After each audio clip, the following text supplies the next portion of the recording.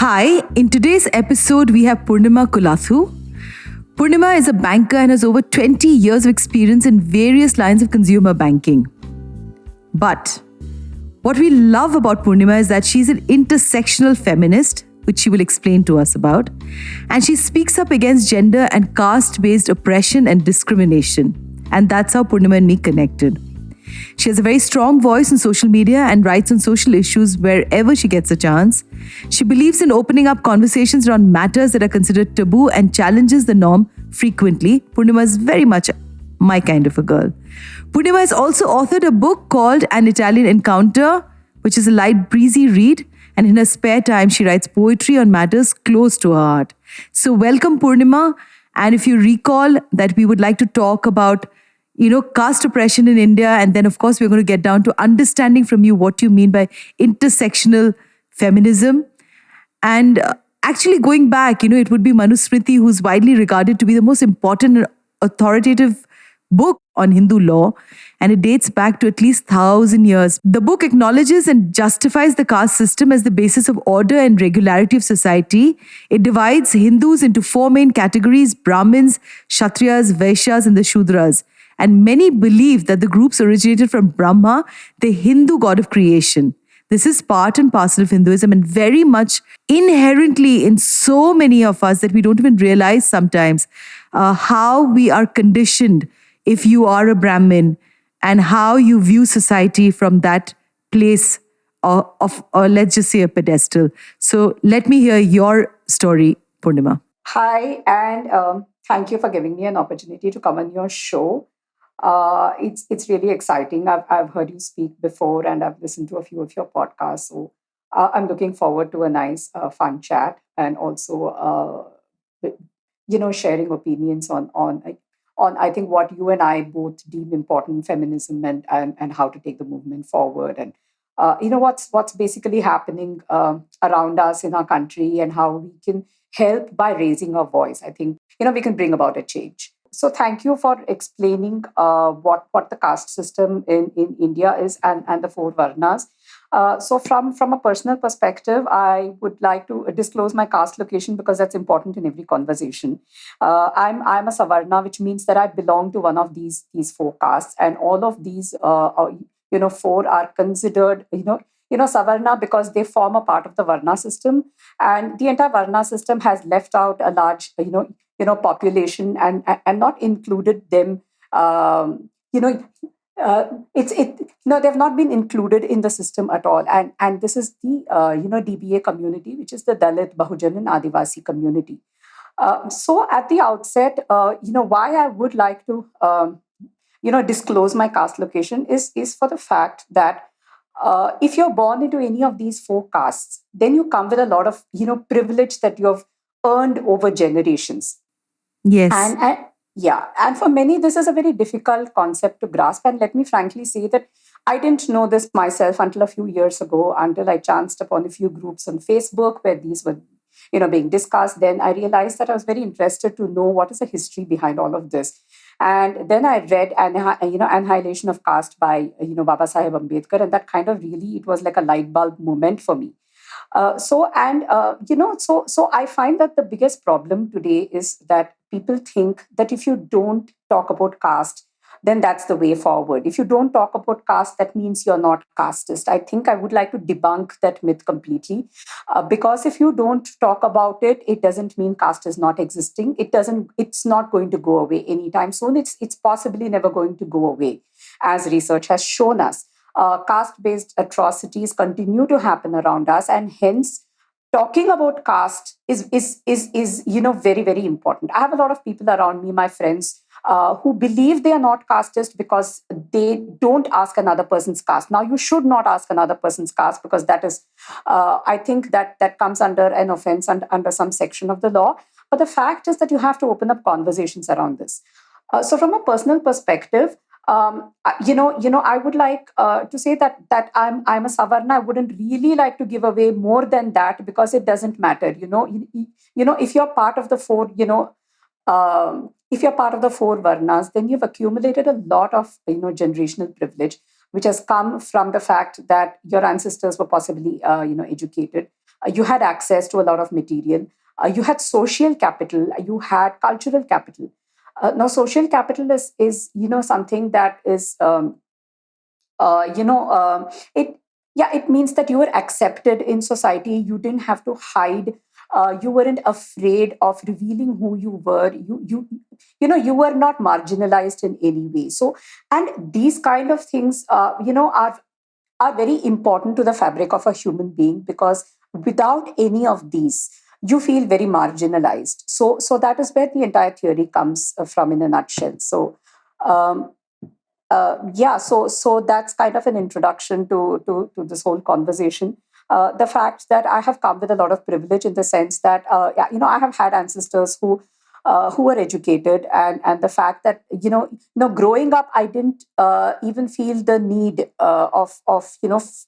for anything, and the fact that I was given education. I lived a certain way. I had access to study material. I had access to people who would help me, direct me into what I needed and should be doing.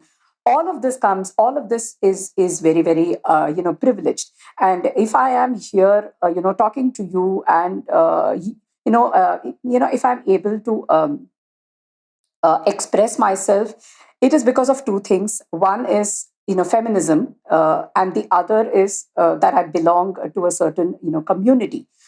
Without acknowledging these two things, I don't think we can even take the discussion forward, because it is not for this privilege is not available to everybody, and it's very important to acknowledge that one is privileged. One hasn't come to these to this space, and they're not occupying this space because of quote unquote merit, but mostly because of generational wealth that has been accumulated in so many ways.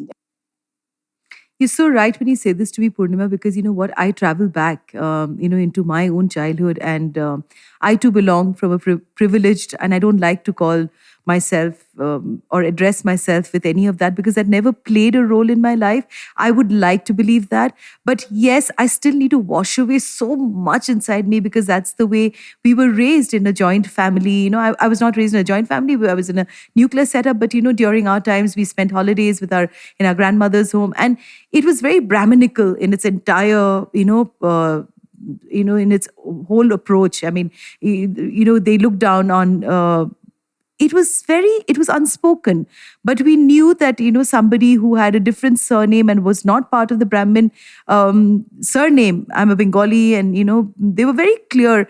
They started small things were said and done, which became so integral to the entire way they functioned with others. So when you talk about Dalit, the Chamar, the community, or you talk about a Muslim, they were not allowed inside the kitchen. So in the house, even if you had house help, in my grandmother's house, not in my house, they will not allow somebody who's a Christian or a Muslim or somebody who's from the lower community to come and cook. Even today in a home, a Kshatriya, in one of my, relatives' home, a Kshatriya, a cousin of mine got married to a Kshatriya boy. Their children are not allowed to touch the kitchen utensils. So you're so right when you say that, what merit do they have to say that, I am superior than you? And this is so divisive. And I mean, and of course, so many people are not even willing to have a dialogue on this, because this is so political. This is so, and I don't want to dabble in politics. It's so easy to market fear. It is so easy to put in, people into an order where you can control. I think this is mainly control tactics that was done 1,000 years back, and that still continues, And, Brahmins actually have done so much of atrocities across generations in the past of marriage. They would marry multiple women if the girl didn't get married, and so that they would have the next child would be a Brahmin, and there would be a complete exchange of money between the father and the daughter, the father who has a daughter, and the Brahmin who would come in and marry. And this happened in Bengal, where I would like to believe that it is a progressive state, but it is, when you look back at the history, no, this has become such a huge part and parcel of the way we grew up. So I so agree with you when you say this to me. And talking about feminism, it would be lovely to know what you just explain to our listeners about intersectional feminism. What does that include? Right. So on the first part, what you said happened in your grandparents' house or in your ancestors' house. It continues to happen, even today. Yes. It happens. Yes, it happens in my, within my circle of, friends and colleagues and stuff like that. So I have had these discussions, and I become rather, unpopular because I'm the one who's calling out people in discussions, and then they don't want to engage in these conversations. So I had an ex-colleague who I confronted because we were having a very heated exchange, and he was trying to project himself as a non-casteist person, and I asked him that does he have a domestic worker? He said yes. So I said, what does she do? Then it was revealed that she doesn't enter the kitchen. So I said, why not? He said, because my mother is there. So I said, okay. He said, look, I don't believe in it, but my mother does. Now, that is one point that I really want to make here.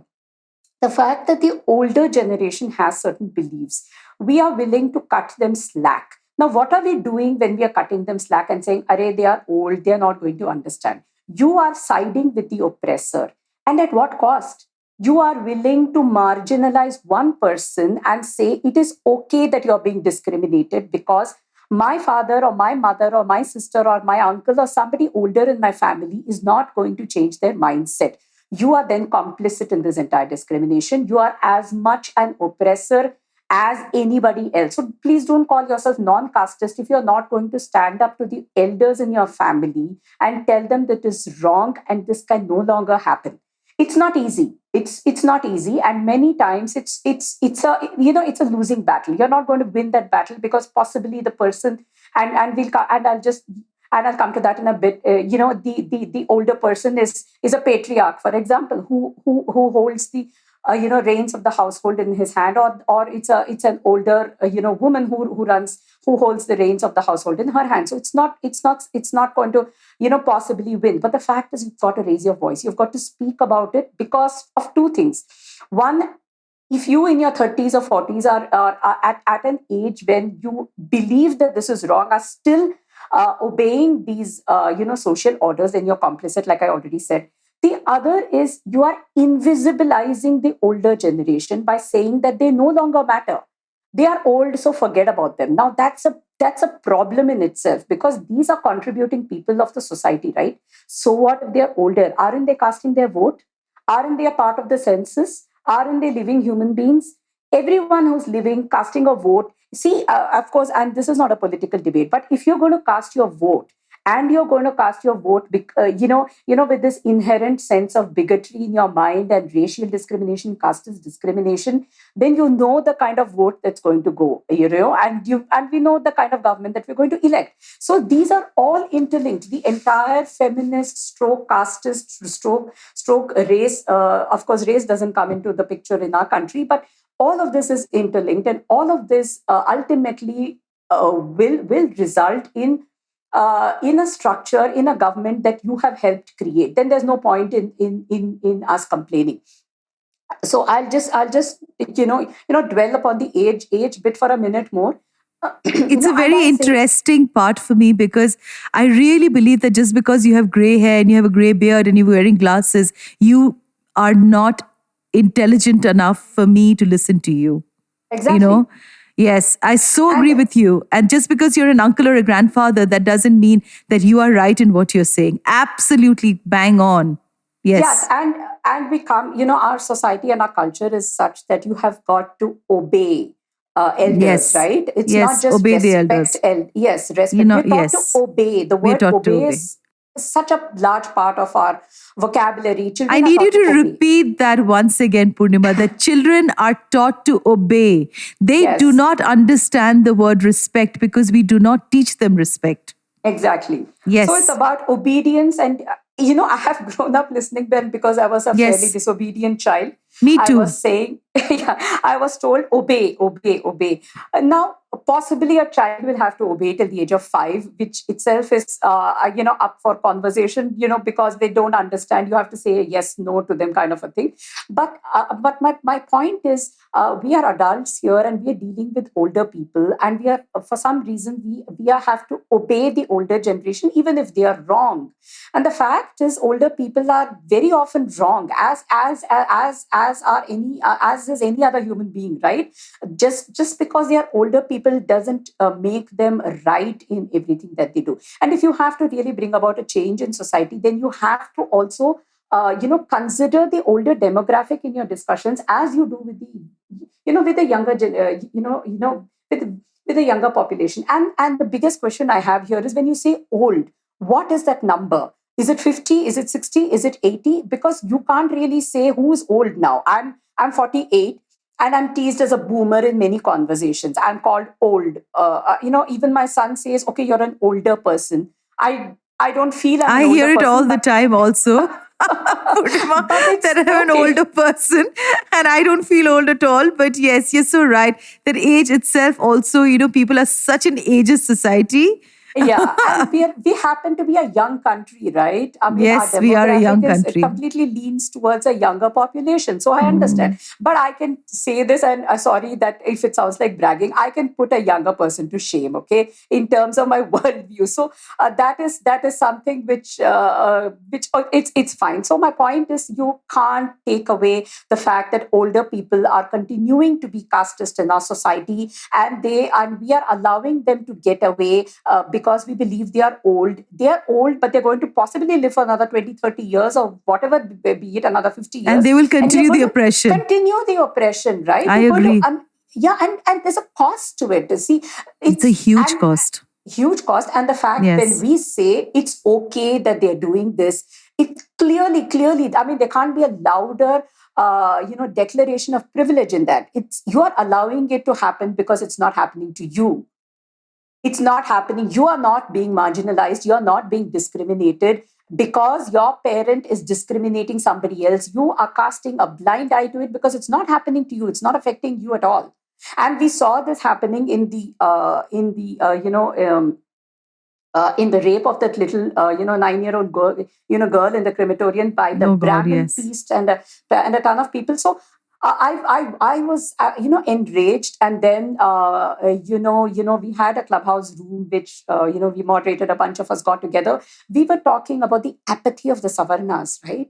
They're completely apathetic to these discussions. It is only the DBA community that keeps coming up and speaking up against. Is what is our responsibility? Our responsibility is to stand with them, to and lend them a support from the backs from the backstage, to know that we are with them, right? These atrocities are being committed on them by Savarna people, and if Savarnas aren't speaking up, they are not, because clearly it's not happening to them. And anyway, so that's a whole other thing on the caste based discrimination. So I did want to touch upon the age bit because it keeps coming up in conversations. And sorry, I'm not going to cut any older person slack, right? We don't have to be abusive or disrespectful or call them out rudely, but I think we must invest in conversations with them to tell them how things have changed, and it's no longer I that. so agree with you, on this, Purnima, because I will narrate to you one incident that I have not spoken to anybody, I think, on this podcast. When I had gone to Kolkata many, many years back, and I obviously grew up, like you said, I grew up in a privileged setup of being a Brahmin. I kind of did not know what it is to be marginalized, what it feels. But of course, again, I grew up in a setup which did not really care. My father didn't wear the thread. There was not too much of discussions about all of this. Yes, my mother was particular about me marrying a Bengali Brahmin boy. Of course, I did all the opposite of whatever that she asked me to do. And I remember going into Kolkata, and there was this really, I think she was 80 years old, and she was a widow. And in Bengal, the widows are not allowed to wear colored clothes. They have to wear a white, very stark cotton sari. They shave their head off, their hair off, and they clip their hair out so that they're not desirable any longer. And I remember going into somebody's home, and it was, I don't think it was in Calcutta, but little in the outskirts. And typically, all of us, what we do, we are taught, you touch the feet of an elderly person, you bend down to touch the feet. And the minute I touched her feet, and she held my face and she said, "What's your name?" I said, "I am Mohua Bhattacharya," which was my maiden surname. She panicked. And she said, "No, you're a Brahmin. You cannot touch my feet because I'm not a Brahmin. I have to touch your feet back." I died with that. Believe me, Poornima, because, Oh my and God, she that's was so terrible. bent at 80, and because I had grown up in Delhi. I had I had no clue, about casteism. I mean, we lived in this little bubble. Of course, we knew that, and we knew that we need to stand up for things that are wrong. But I didn't know how deep seated was this sort of discrimination that had entered her bone and her system. And that's something that has stayed back. And she said, you've given me you've done something that's so wrong, and I will bear this cross forever. And in Bengali, she said, "Eta amar pap hoye galo," which means that this is Yeah. something that I've sinned today, that I've allowed a Brahmin to touch my feet. And I came back very shaken and more convinced that, this is something that I will Yeah. try to not, acknowledge. But of course, there are times where, the old beast does keep springing up in its strange ways. But yes, I'm trying to wash myself off from all of these things the older I grow. And I realize that eventually all this was so man-made. It has nothing to do with the human race. So tell Yeah. me, yeah. So Poornima, tell me a little bit about the work that you do. You speak a lot on feminism, which is again a topic so close to my heart. And there are so many areas of work that we can Yeah. talk on. We can Right. talk from marriage, we can talk from work, we can talk from motherhood to sex to everything. So I would, because Right. our podcast is about 35 to 40 minutes, you can Sure. choose any one topic that you feel is very close to your heart on feminism, and let's just discuss that. Sure. So yes. So you start. You actually made a comment. You said you. I mean, you spoke about a woman's desirability in the last conversation you had, and that's so true.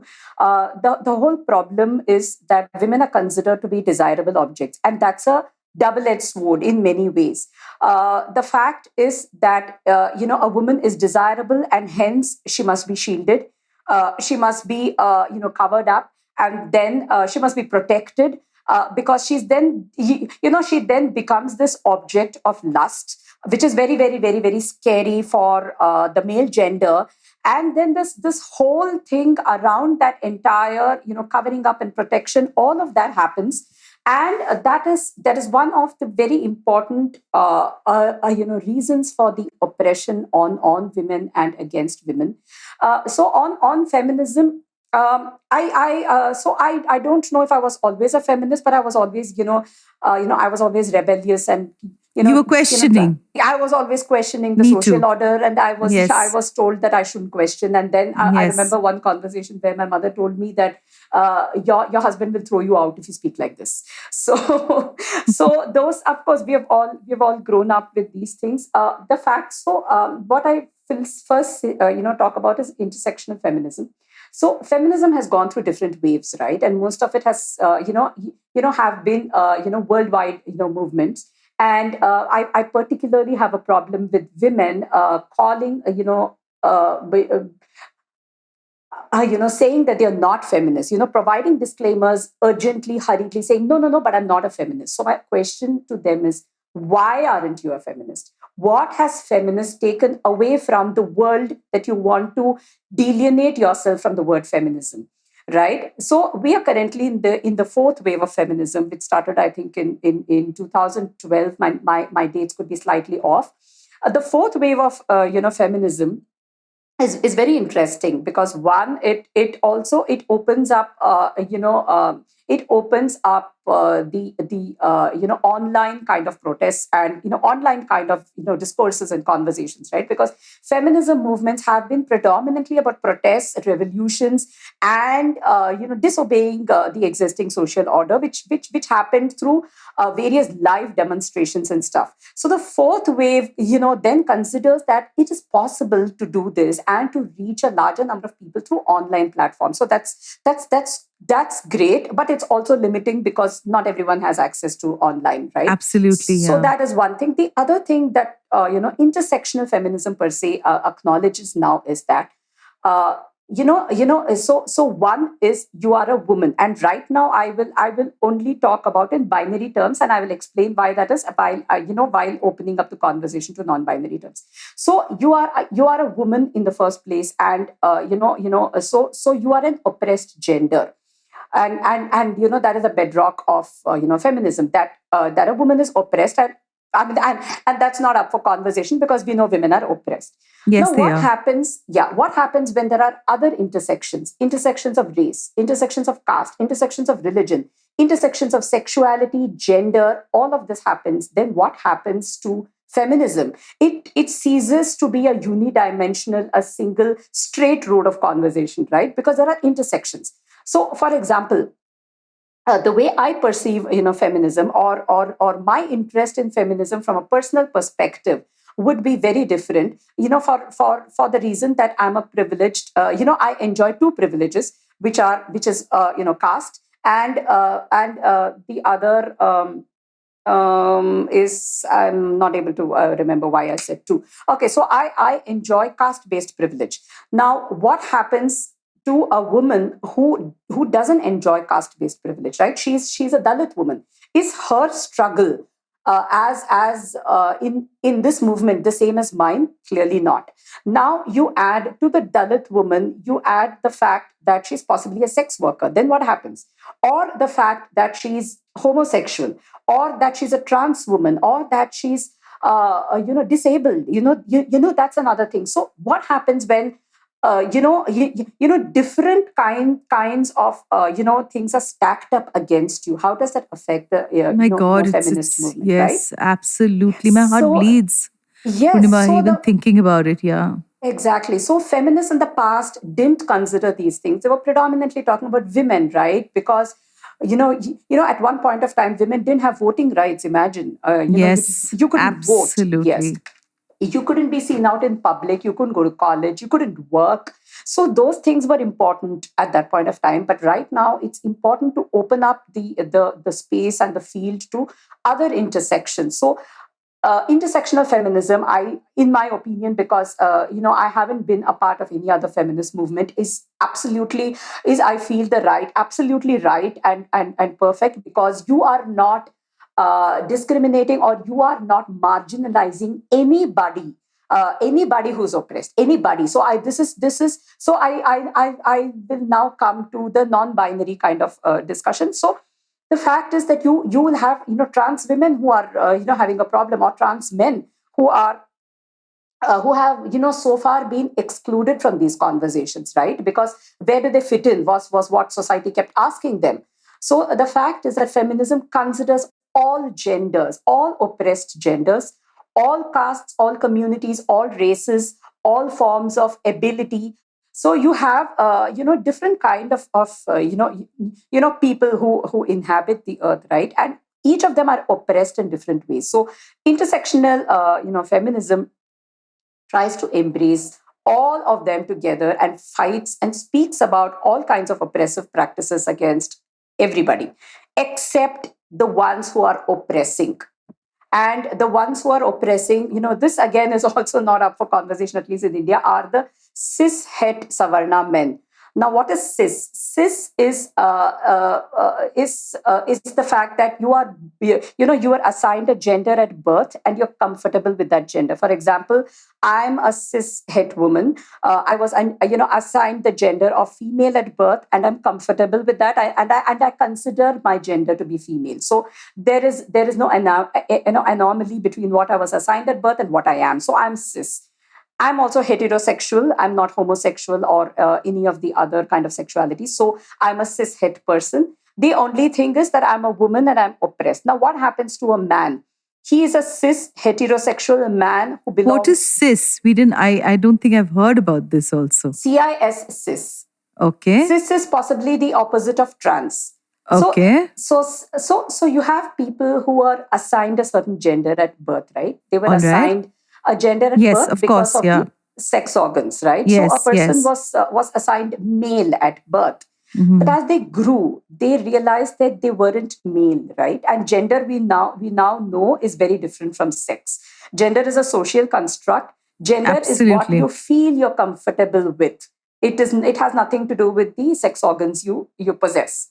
Correct. So gender is very different. So the fact is that a baby is assigned the gender at birth as male, but as they grow older, they realize they are female, right? They feel female. So there is an anomaly there between society considering them as male and them considering themselves as female. So that is the opposite of cis. That's Okay. so that's what so that in makes up the trans population. Okay. So what is cis is, I'm speaking for myself because I wouldn't like to hazard a guess about you. I was assigned female at birth. I consider myself female. I'm comfortable. My gender is female. I feel female in my life. So I'm a cis person. All right. So am I. I was. Yeah, right. Yes. So Yeah. right. So it's politically incorrect these days now to assume a person's gender because people are gender fluid. Yes. And as conversations have opened up on gender fluidity, we now know that you can move through genders, right? You can be female or you can be male or you can be neither. You can be non-binary. So Correct. binary are the two genders that our society through thousands of years has believed that people can only be female or female. And hence, those who are not were ostracized and marginalized. And oh my God, the kind of atrocities that have been committed on trans people in No, all yeah, countries and all societies. Absolutely. Yeah. So intersectional feminism encompasses trans people as well, right? There are a lot of things that the queer community goes through, and I'm really a disclaimer. I'm really not equipped to comment on the queer community because obviously I don't have lived experience. So all I know is that that they do face challenges, and it's up to feminism again because who else there is no other movement, right? So it's up to feminism to actually encompass everybody else into its movement and speak for all people who are being oppressed. So coming back to the male thing, so it's like a pyramid per se, the most oppressed, the slightly lesser oppressed, and stuff like that. So who's at the top? Who's the least oppressed, or the one who's possibly not oppressed at all? This is the cis heterosexual man. In the world, it's in the West, it's possibly a white man, as they would call it, right? In India, it would be a cis heterosexual oppressor caste or savarna man, right? And these are the people who are in positions of power, who are making decisions, who occupy all spaces, and which is why there is so much of I mean, what to say, that there is there aren't enough spaces for feminists to speak up, and there is a lot of maligning that feminists are facing because the cis het man per se doesn't understand the feminist movement, right? He doesn't understand absolutely. feminism.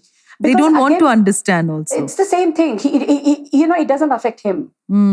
It's just like a Savarna person who doesn't understand, the atrocities or the marginalization that Dalit people face. Absolutely. A cis-het Savarna man doesn't understand what this whole thing is about. So if you're on Clubhouse, you should hear the conversations which are happening. There was one room which talked about women empowerment. All the mods were male. Everybody on stage was male. And all the males were saying women are empowered, women are safe, women are this, women are that. So I think I was there in that room. I just went in and said, you don't even have a single woman who's talking about this. Exactly. Ask a woman whether she feels safe. Ask the woman if she's empowered. And exactly.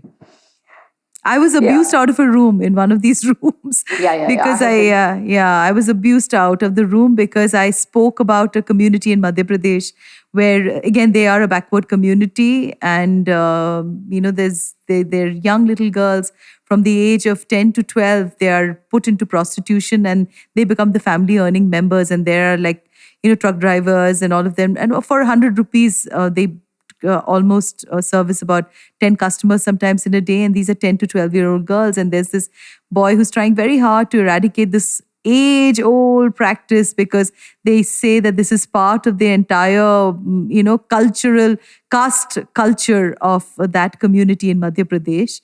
And so that still happens, and it doesn't form a part of the dialogue in India. Again, as much as we talk about women empowerment, nobody wants to address that at all. Yeah, and I personally, actually, I have a problem with the word, women empowerment, because what are you doing really?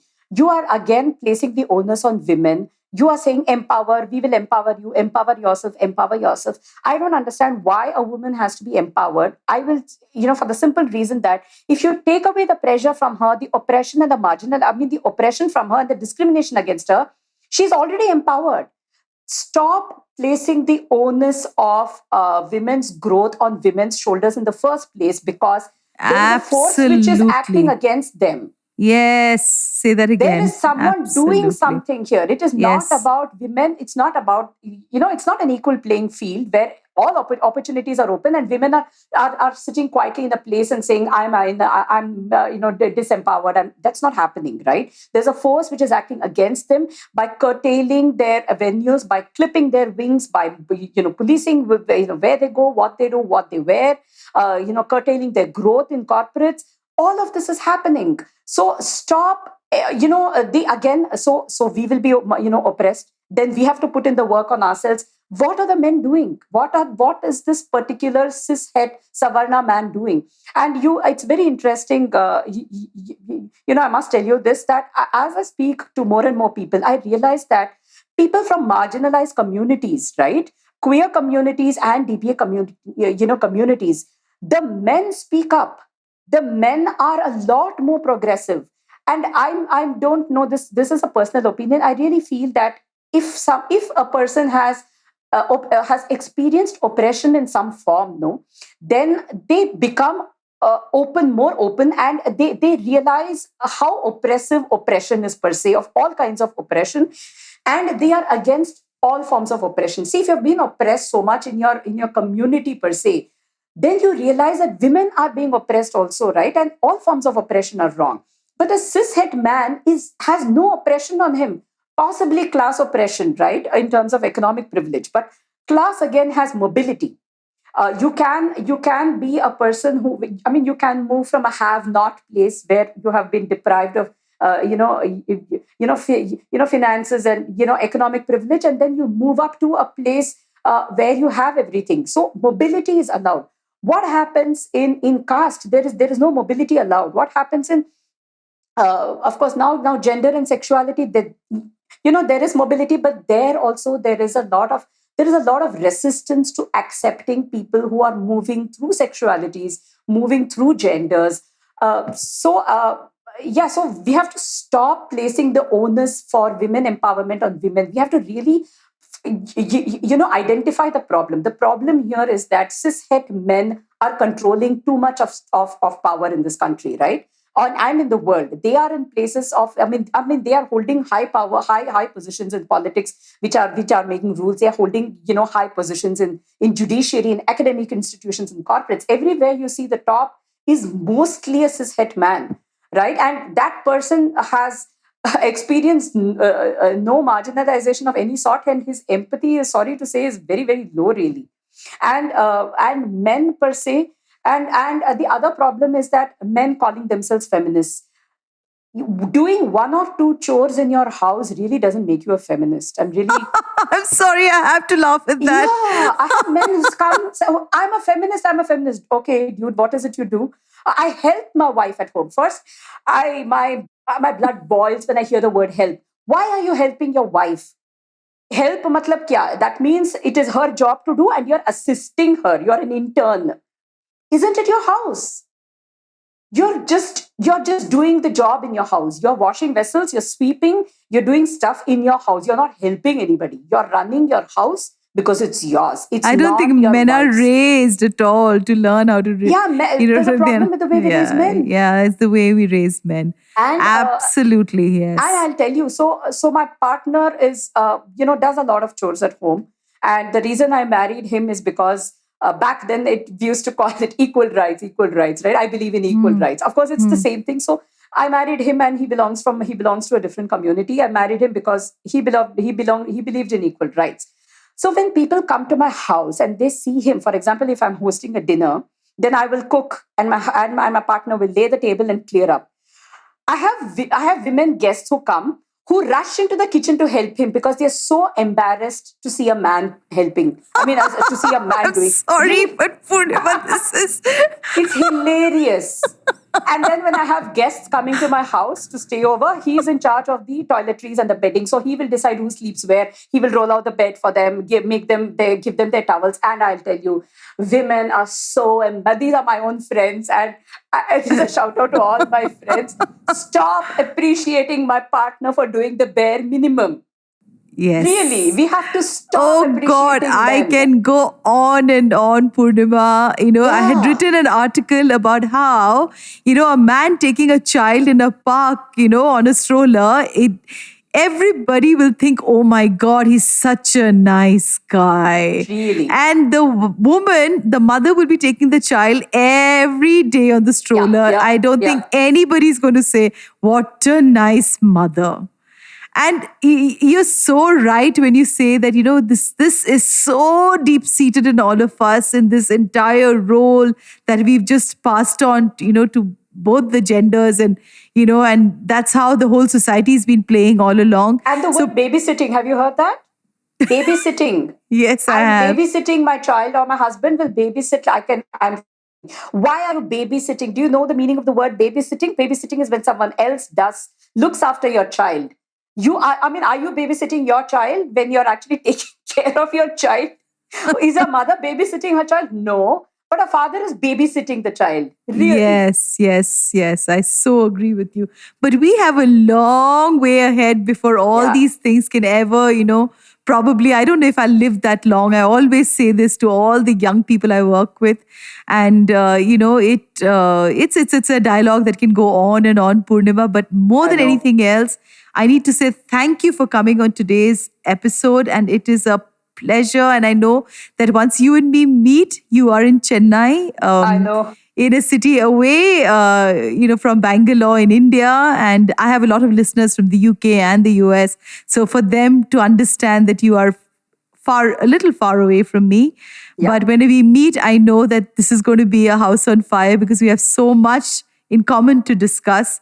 Right. And and before I end the episode, I will say that my question remains, should we follow something that is so dated and outrageously divisive in nature, like the caste system? Should we really follow that? And shouldn't we start opening up to this new dialogue about feminism, the place of women and men, and people who are going through this entire, youngsters who are really talking about gender fluidity, that we need to open up our eyes and learn that the world is changing and we might as well just buck up and move on with the new world order. Thank you so much, Poornima. It was a Thanks, pleasure talking to Mohua. you. Can I just end with just one, with just about 20 seconds of something Yes, that I wrote that I want to share? Please, I would love Yeah. to hear that. Thanks. Because I got so tired of explaining what feminists do, and because I'm called a feminazi for some reason. There's I've this been whole called word. that too. Yeah, feminazi, because people don't even understand what the Nazis did. So I created a manifesto, and I've put it on my bio in Clubhouse and a few other places, so people really know what feminists do. So I'll just read that out to you. It's about 4 lines. Please do. Feminists fight for gender equality. Feminists fight against patriarchy. Feminists fight for men who are victims of toxic masculinity. Feminists fight against rape of all genders. Feminists fight for mental health. Feminists fight against regressive social stereotypes, and feminists fight against discrimination and oppression of all communities, castes, and minorities. If you ridicule feminists, please know that you're on the side of all oppression and repression, including those of men. So that's my On closing. that note, thank you so much. This I will borrow from you to put it up on my social media feed because it has touched my heart. It gives me the goosebumps when I listen to you. Thank you so much, Poornima. Thank you, Mohua. Thank you so much for giving me an opportunity. It was so fun talking to you. Thank you. To you, our dearest listeners, you can find us on your favorite streaming services. Find us on Spotify, Amazon Music, Apple Podcast, and of course, all other major streaming services. With loads of love, we are Moody Mohav's podcast, where Hatke is hot.